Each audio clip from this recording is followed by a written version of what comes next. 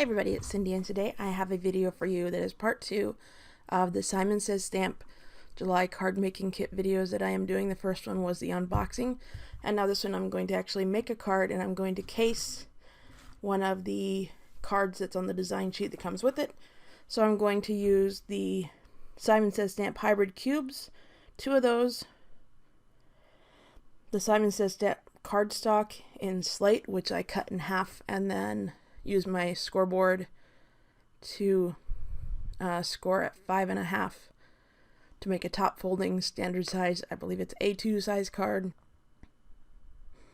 I am going to use the watercolor cardstock, also by Simon Says Stamp, that came with the kit, and the watercolor brush, and I'm going to case the design by Nina Marie Trapani. I hope I didn't slaughter her name too bad, but I'm going to make some significant changes to that because I'm not going to make it quite as bright. I'm going to add some vellum, but I use the basic design of layering the leaves and the flowers from the handwritten floral greetings stamp set around the outside of the card to kind of frame the card in the sentiment, and I just made a few changes to it along the way. So the first thing I did was went ahead and stamped the main floral image, but I don't know if you all have the same problem or not, but a lot of times when I get new stamps like this, they don't ink very well right at first when you first start using them. So I came across a tip for that to fix it, which is to condition your stamp by using just a plain plastic eraser. That was a little white one I was using there. Just go over it several times, and then when you restamp it after you've done that, you'll see a big difference in the quality of the stamp. So the first flower you see on this cardstock right now is the one that I did first, and then the one on the left, when I hold it up to the camera here, will show you the difference in the inking. So you can see the one on the left is definitely of higher quality and real crisp compared to the one on the right, and that was before I conditioned it. So I've seen people say use sandpaper. I've never tried that. That makes me a little nervous, but the plastic eraser seems to work really, really well. So next, all I'm going to do is stamp all of the images that I'm going to use around the outside of the card onto Post-it note. You can also use Post-it tape if you have it, or sheets that are temporary adhesive. I just stamped all the images on a couple of times, and then I'm going to fussy cut them out. I absolutely hate to fussy cut, but I'm going to go ahead and do it because I'm not quite sure how the Post-it notes would go through my silhouette. I'm not sure the settings for that, so I've never tried it, but normally I would use my Pick Scan mat and scan it and have my silhouette cut it out because I'm really bad at fussy cutting. But this time I just decided to wing it. It doesn't have to be perfect to use it as a mask anyway, and that's what I'm going to be doing here. So I'm not going to show you all of them. I'm just going to show you a couple, or maybe I think I might even have only done one and then jumped back into the card making process. But fussy cutting isn't terribly exciting anyway. So I've done that. I've fussy cut it, and I'm going to start layering the images onto the background, onto the watercolor cardstock, so that I can watercolor it with a couple of different kinds of ink here in a little while. And I'm going to start with the main image, and I'm just going to use archival ink since I'm going to watercolor because it is waterproof or water resistant, however, whatever the technical term is for that. And I'm just going to start with the big images and put those on a couple of times because I'm going to use 2 different colors with those. But I'm going to get those layered down first, and then I'm going to go in with put the masks on the flowers and then layer the leaves around them. So you'll see me just do a couple of stamps and then start working my way all the way around with the flowers first and then the leaves, and then go back in and kind of work to get that nice framed border that's on the card that I am casing for this video. So as I work my way around with the stamps, I'm kind of conscious of where I place the stamps and then also how much white space I'm leaving, because I'm a big fan of white space. I try not to leave too much trapped white space, which you'll see that I do later on in the card. I kind of have an error there, but I wanted to leave a little bit more white space than the case card that I'm doing left. I just kind of like that look of having a little bit of extra space and having the leaves be all 1 or 2 shades of green instead of several like they used in the card.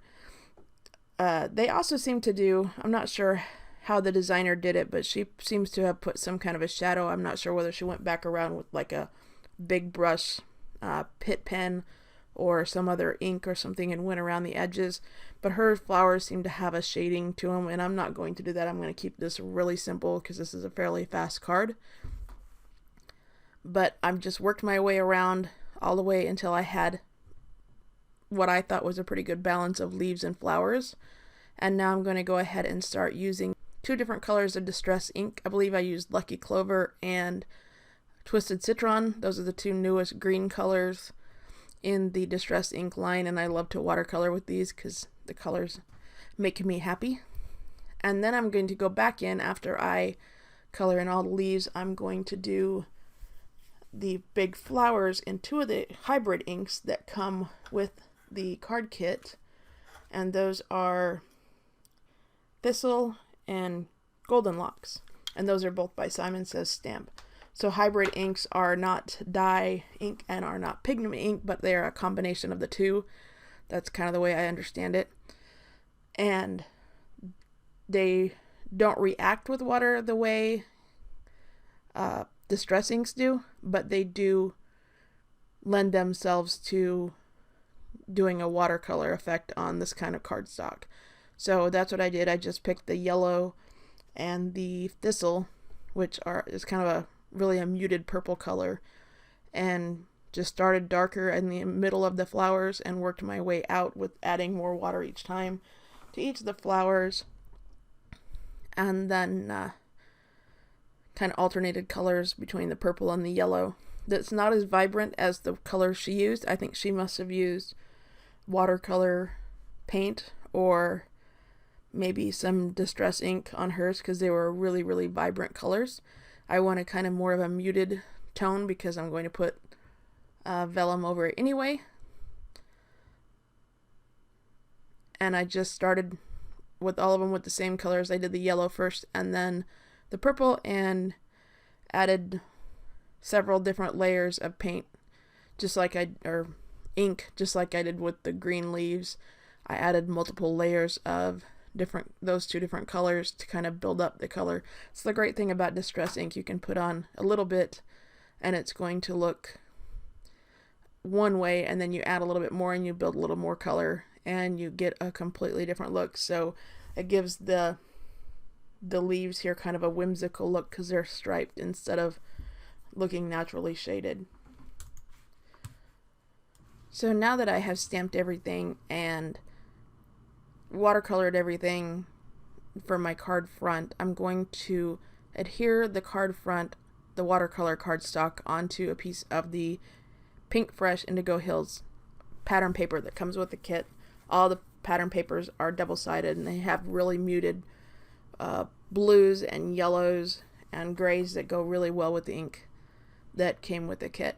So then I'm going to layer both of those onto the slate card base that I made earlier, and I really like just that little tiny bit of a detail of the yellow pattern paper peeking through the outside. I think it gives it kind of a contrast from the card base. And once I've got that done, I'm going to cut a piece of vellum to just shy of 4 1/4 by 5 1/2, and I'm going to ink my sentiment on the bottom of that. So I'm going to use Versamark ink and American Crafts Wow embossing powder in black.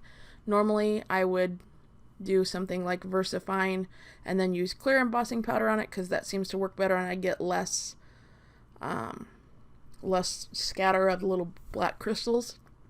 I can't seem to ever get a really great impression, but I have found that this Wow embossing powder, and I think it's super fine, seems to work really well with Versamark, and I don't get quite the runoff, especially when I use my embossing tool to kind of put a really heavy coat of that embossing powder, or the powder from the embossing tool, onto the vellum first. So that's what you're going to see me here doing. If you notice that my Versamark pad looks really green, that is what happens when you allow your grandson to help you and don't watch him really closely when you're embossing things, because he got a hold of some distress ink and slapped it right over the top of my embossing powder. That was fun.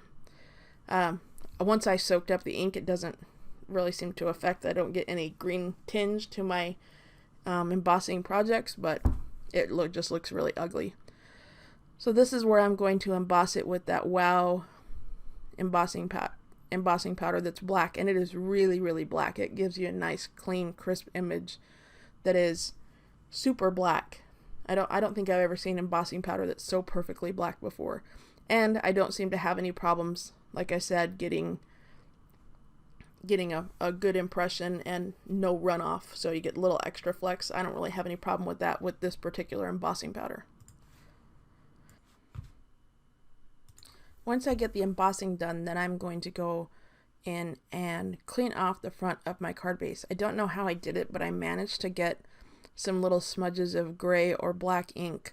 It could have even been purple, but it shows up as really dark on the card front.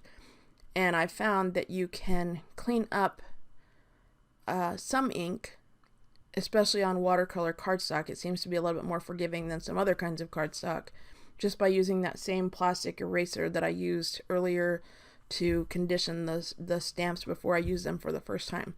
So I'm just going to go into the card, and I'm just going to rub really lightly with that plastic eraser in several places to clean up the little smudges of ink, to give my card front a more clean look than it had with the smudges. I don't really mind smudges when I'm doing a handmade card. I want it to be pretty clean, but it's a handmade card. There are going to be oopses, and sometimes those oopses turn out to be pretty awesome, and sometimes, like in this case, they're just oopses. So I'm going to try to clean them off, but I'm not going to worry if it doesn't come out completely perfect. Once I get all of the little smudgies cleaned off, I am going to adhere the vellum to the front of the card, and I just did that with a few dots of Tombow Mono Multi ink, or glue. Sorry, not ink, glue. You know, it's really late while I'm recording this. I'm getting a little goofy. I'm just going to go with a few dots in the corners and across the top and the bottom and the sides, just a few dots on each spot, and then just kind of rub it in. I don't want the glue to show, which is why I'm using the Tombow Mono Multi, because it's a matte finish. But I also want it to adhere pretty well so that the vellum stays where it's supposed to and doesn't come off. But it gives it that kind of, not frosted, it's not exact, but just sort of a muted, like you're looking through sheer window curtains. I think that's kind of a cool look. So I'm just going to put a few dots on each corner and maybe a few across the sides, and run my finger along it once I put the vellum over the card front to hold it down. Once I get all that done, I'm going to go ahead and make the inside of my card, and I'm going to keep that really, really simple. Just a plain sheet of Neenah Solar White Classic Crest cardstock cut down to 5 1/4 by 4, give or take. And then I'm just going to stamp one of the flowers and a couple of the leaves onto the card base, just like I did with the front, using the same masks that I had earlier. And I'm going to put just one leaf and one flower down in the corner to kind of make it match the outside, make it coordinate with the outside, but I'm not going to go back in and watercolor those or anything. I'm just going to keep it really simple and leave it black and white. So it'll be a nice contrast. So now once I adhere that white cardstock to the inside of my card base, that's pretty much it. I kept this card really simple. It looks more complicated than it was. The masks made it really super easy and gave it a layered look without having a lot of layers on the front of the card. So it's a nice flat card for mailing. I really enjoyed this process and I love this kit. So you're probably going to see a couple more cards from me before I have, move on to something else. If you like my videos and found this helpful or interesting or anything else, please give me a big thumbs up and subscribe to my channel to be notified whenever I post a new one. Thanks for watching and have a really great day.